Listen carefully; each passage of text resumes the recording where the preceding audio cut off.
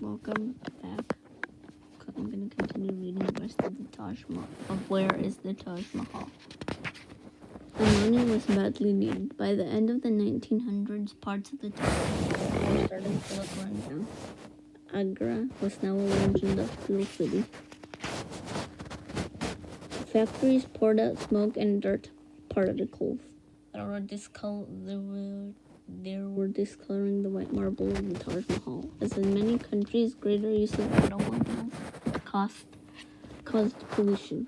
Adding to the problem were fires made from charcoal and dung that poor people in the area still used to cook their food.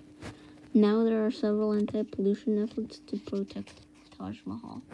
Only lead-free gasoline is sold in Agra. People now must cook with propane.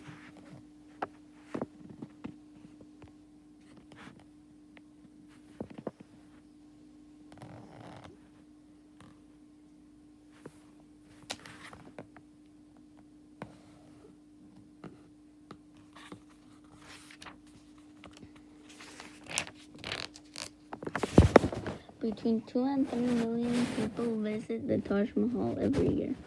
Most of them are from India. Tourism is a good thing, but it is also a bad thing because huge crowds cause some damage to the monuments. Today, gasoline-powered vehicles are not allowed within 550 yards of the Taj Mahal. Visitors must ride electric-powered buses or carts drawn by animals. To restore the original color of the Taj Mahal, a special mud pack is applied to the stone from time to time. This is followed by a bath of pure water. An enormous scaffold has to be built for the job. In 1999, India went to war with the neighboring country of Pakistan. Would the Taj Mahal become a target of the enemy? 2 years later, to protect the monument, local tailors sewed a massive black camouflage net and draped it over the building. This hid the Taj Mahal from enemy bombers. Though the Taj Mahal was not actually attacked, the effort to save it showed how devoted Indians are to their most famous religion.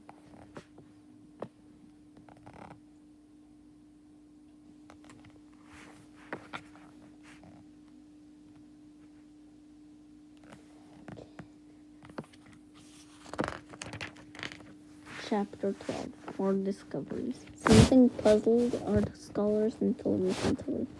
In Islamic tomb gardens, the mausoleum usually sits at the place where the water channels meet, but the Taj Mahal does not fit that pattern. The tomb is at the far end.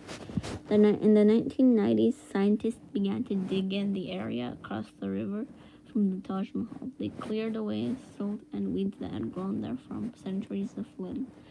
Underneath, they discovered something wonderful, the remnants of a magnificent garden, like the one at the Taj Mahal.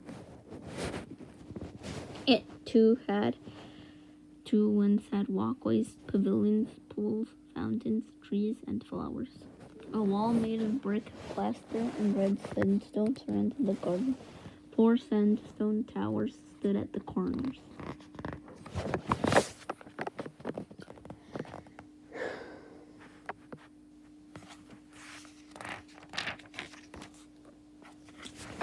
This was a moonlight garden, but the view of the Taj Mahal was best at night.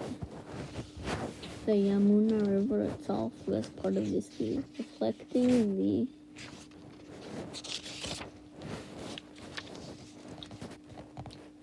light of the moon. The dome of the Taj Mahal even today shines brightly in the full moon. The flowers that were planted on this side are mostly white ones. They were chosen because they released their aroma at night. The discovery proved that the mausoleum was exactly halfway between the end of this garden and the entrance to the whole complex. Just as people had suspected, the mausoleum itself was intended to be the center of a single huge monument. Today, the nice garden across the river, like the one at the Taj Mahal entrance, is being restored. There are 81 different kinds of flowers, all known to have been favorites of the Mughals. At night, Shah Jahan liked to view the monument from here. When the moon is full and the sky is clear, the Taj Mahal still seems to shimmer just the way it did in his time 3.5 centuries ago.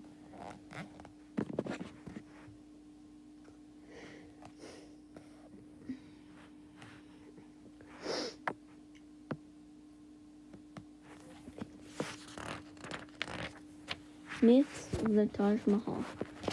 Ever since the Taj Mahal was built, myths about it have spread. The most common one is that Shah Jahan intended to build an identical tomb made of black stone for himself.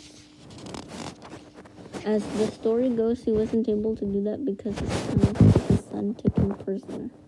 The overall design of the Taj Mahal complex shows that Shah Jahan probably didn't plan a second tomb. The discovery of a moonlit garden on the other side of the river shows that the white domed tomb was the center of a symmetrical complex. Putting a second tomb in the complex would have spoiled that plan.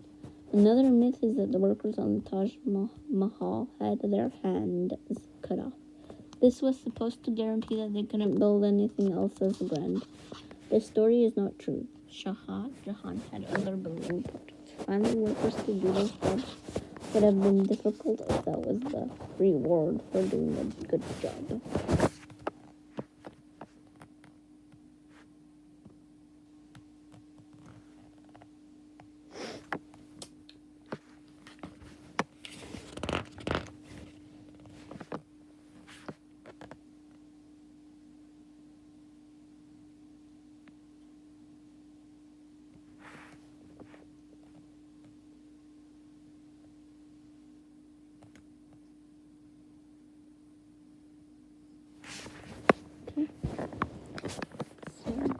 That is the end of the book Where is the Taj Mahal?